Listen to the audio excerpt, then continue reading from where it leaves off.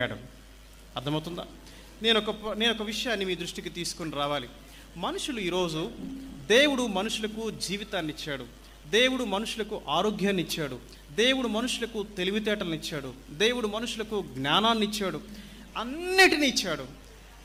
మనిషి దేవుడిచ్చినటువంటి సమస్తాన్ని ఉపయోగించుకొని తన కొరకు బ్రతకటం మొదలుపెట్టాడు. దేంతో మొదలుపెట్టాడు చెప్పండి? తన కొరకు బ్రతకటం మొదలుపెట్టాడు. అయితే ఈ తన కొరకు బ్రతికేటువంటి ఈ సందర్భంలో తను ఏం మర్చిపోయాడంటే, తనకు అత్యవసరమైనటువంటి విషయాలను మర్చిపోయాడు. తనకు అత్యవసరమైనటువంటి విషయాలు ఏంటో అవి మర్చిపోయి, ఇగో తనకున్నటువంటి జ్ఞానాన్ని, తనకున్నటువంటి చదువును, ఇగో తను ఇలా అనుకుంటాడు అనమాట. చివరికి ఇగో నేను జీవించే ఈ కొద్ది కాలం, నేను జీవించిన బ్రతుకులో నేను ఎంజాయ్ చేస్తే చాలు అని అనుకుంటున్నాడు. అర్థమవుతుందా?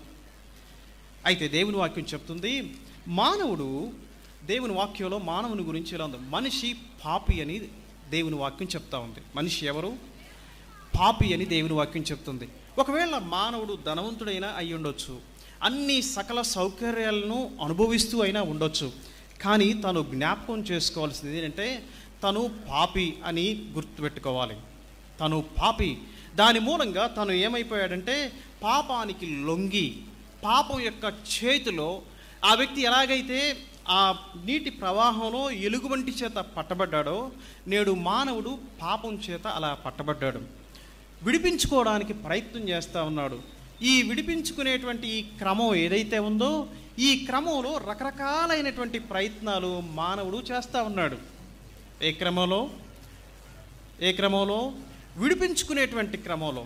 పాపానికి లొంగిపోయిన, పాపానికి దాసుడిగా ఉన్నటువంటి ఈ మనిషి విడిపించుకునే క్రమంలో నానా ప్రయత్నాలు చేస్తూ ఉన్నాడు. అంతేకాకుండా తనకి రకరకాలైనటువంటి విషయాలు ఎదురవుతూ ఉన్నాయి విడిపించడానికి.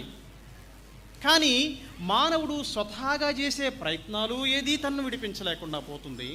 అంతేకాకుండా తను వెళ్తున్నటువంటి ప్రయాణంలో తనకు ఎదురైనటువంటి వ్యక్తులు ఎవరూ కూడా తను సరైనటువంటి తను ఏ పాపం చేత అయితే లొంగిపోయాడో, ఏ పాపానికైతే దాసుడిగా ఉండిపోయాడో, దాని నుంచి విడిపించబడలేకపోతా ఉన్నాడు.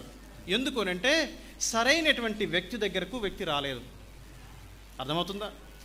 ప్రమాదంలో ఉన్న వ్యక్తి, సరైనటువంటి వ్యక్తి లేకపోవటం మూలంగా ప్రాణాన్ని కోల్పోయినట్లుగా నేటి దినాల్లో మనుషులు సరైనటువంటి వ్యక్తి గురించి అవగాహన లేకనో, సరైనటువంటి వ్యక్తి దగ్గరకు రాలేకనో తన జీవితాన్ని నిత్యత్వంలో దేవుడు లేనటువంటి స్థలంలో ముగించుకుంటా ఉన్నాడు. అది ఎంత ప్రమాదం అని అంటే, ఈ లోకంలో ఇది ఘోరమైన తప్పు, ఇక దీనంత భయంకరమైన శిక్ష ఇంకోటి లేదు అని అంటారే, దానికన్నా ఎక్కువైనటువంటి పనిష్మెంట్ అన్నమాట అది.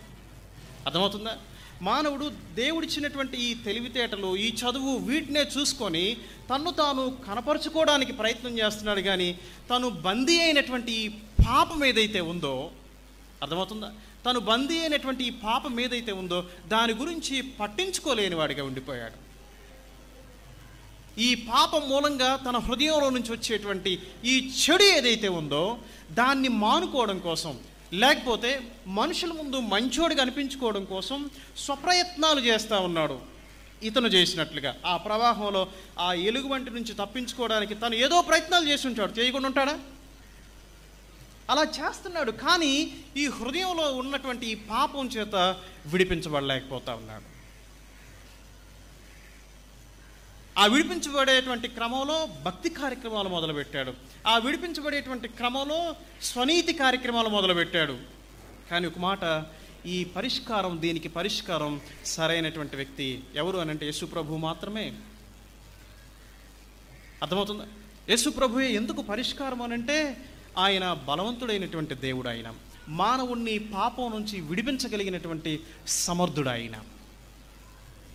అర్థమవుతుందా?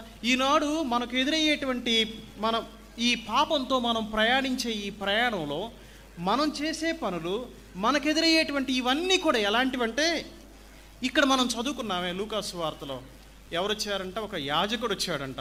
ఏం చేశాడు? అమ్మో నేను చేస్తే మళ్ళీ నాకేమన్నా అవుద్దేమో అని చెప్పేసి వెళ్ళిపోయాడు. ఒక లేవీయుడు వచ్చాడంట. తను నేను చేస్తే మళ్ళీ నాకేమన్నా అంటుకుంటుందేమో అనుకున్నాడు, తను వెళ్ళిపోయాడు. కానీ ఒక వ్యక్తి సమరయుడు అక్కడికి వచ్చాడు కదా, తను ఏం చేశాడు చెప్పండి? తనకు సరైనటువంటి పరిష్కారాన్ని సరైన సమయంలో తనకు అందించాడు కనుకనే తను జీవించగలిగాడు. అర్థమవుతుందా?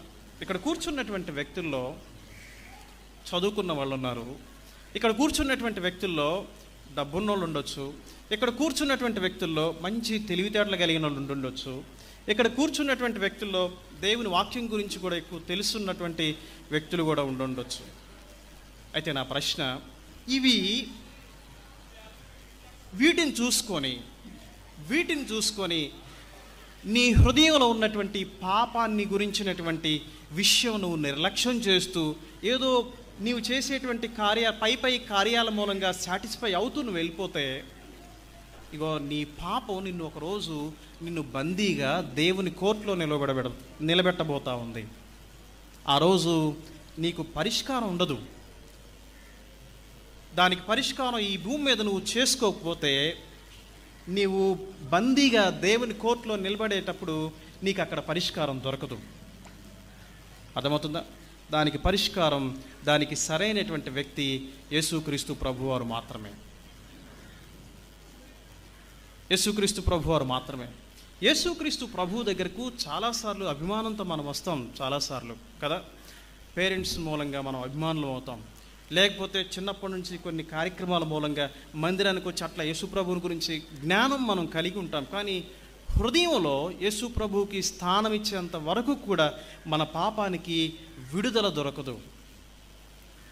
దేవుని వాక్యం మన గురించి చెప్తా ఉంది, మనం పాపులం అని చెప్తా ఉంది, మనం బలహీనులం అని చెప్తా ఉంది, మనం దేవునికి శత్రువులం అని చెప్తా ఉంది. మనిషి అంటే ఎంత బలహీనుడో తెలుసా? మనిషి ఎంత బలహీనుడంటే మంచి చేయకూడదు అని అనుకుంటాడు, మంచి చెయ్యాలి అని అనుకుంటాడు, కానీ మంచి చేయలేడు. చెడు చేయకుండా ఉండాలి అని అనుకుంటాడు, కానీ చెడు చేస్తూనే ఉంటాడు. ఎందుకంటే మనిషికి స్వతహాగా ఆ పాపం నుంచి విడుదల పొందేటువంటి శక్తి మనిషికి లేదు. అర్థమవుతుందా? ఈ వ్యక్తి ఎలాగైతే ఎలుగుబంటి చేతిలో అలా పట్టుకోబడ్డాడో, దాన్ని విడిపించుకోవటం శత విధాల ప్రయత్నం చేసి విఫలమైపోయాడో, ప్రతి మనిషి తెలివి కలిగినోడైనా, విద్యావంతుడైనా, జ్ఞానం కలిగినోడైనా సరే పాపం చేత అలా పట్టుకోబడ్డాడు. పాపానికి బానిసయ్యి పాపం చేత ఓడించబడుతూ అలా జీవితాన్ని కొనసాగిస్తూ ఉన్నాడు. అర్థమవుతుందా? యేసుక్రీస్తు ప్రభువు దగ్గరికి ఒక వ్యక్తి వచ్చేంత వరకు కూడా తాను పాపం చేత లొంగిపోయి బ్రతకటం మాత్రమే, కానీ విడుదల లేదు.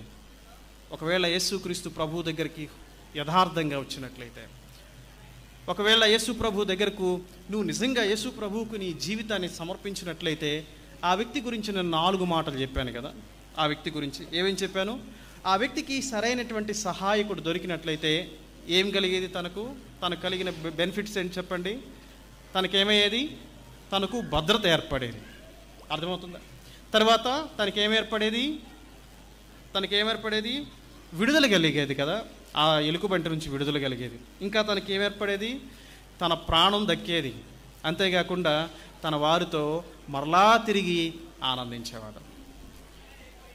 యేసుక్రీస్తు ప్రభువు నీ జీవితంలోనికి వస్తే, యేసుక్రీస్తు ప్రభువుకి నీ హృదయాన్ని ఇస్తే, పాపంతో నిండిపోయిన నీ హృదయాన్ని, పాపం చేత లొంగిపోతున్నటువంటి నీ హృదయాన్ని యేసుక్రీస్తు ప్రభువుకి ఇస్తే, ఇగో ఈ బెనిఫిట్స్ అన్నీ నీకు కలుగుతాయి. ఎలాగో తెలుసా? ఏవేంటివి? నీవు పాపం నుంచి విడిపించబడతావు. యేసుక్రీస్తు ప్రభు దగ్గరకు రానంతకాలం పాపం నిన్ను ఏలుతూ ఉండేది. అర్థమవుతుందా? పాపం నిన్ను లొంగ తీసుకొని ఉండేది. నువ్వు సొంత ప్రయత్నాలు చేస్తూ ఉన్నావు, మనుషుల ముందు మంచివాడిగా అనిపించుకోవడం కోసం ఏవో 4 మంచి కార్యక్రమాలు చేసి నేను మంచివాడిని అని అనిపించుకుంటా ఉన్నావు. కానీ పాపం నిన్ను బందీగానే చేసుకొని పాపం చేతనే ఓడించబడుతూనే బ్రతుకుతానే ఉన్నావు. కానీ పాపాన్ని జయించడానికి, పాపం నుంచి విడిపించబడడానికి సరైనటువంటి వ్యక్తి యేసుక్రీస్తు ప్రభు మాత్రమే. మంచి సమరయుడు తన్ను ప్రాణం నుంచి ఎలాగైతే విడిపించాడో, తన అపాయం నుంచి ఎలాగైతే విడిపించాడో, యేసు ప్రభు మనల్ని అలా పాపం నుంచి విడిపించగలడం.